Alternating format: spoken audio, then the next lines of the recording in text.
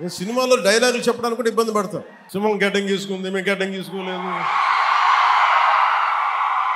ఈ సరదాగా ఉంటాయి మిమ్మల్ని చీరప్ చేయడానికో సరదాగా చేయడానికి.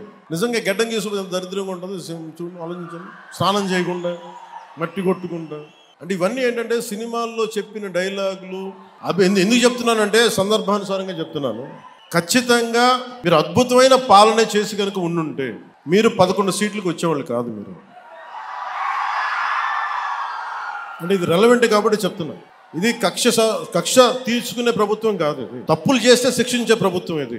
అలాంటిది అంటే ఇది ఎందుకు చెప్తున్నానంటే మీకు అంటే మీరు అరుపులు అరుచుకుంటూ వెళ్ళిపోతున్నారు, వాళ్ళేమో బెదిరిస్తామన్నారు, కోస్తామంటున్నారు. మళ్ళీ మీ ఎర్ర జెండా శక్తి తెలియదు వాళ్ళకి.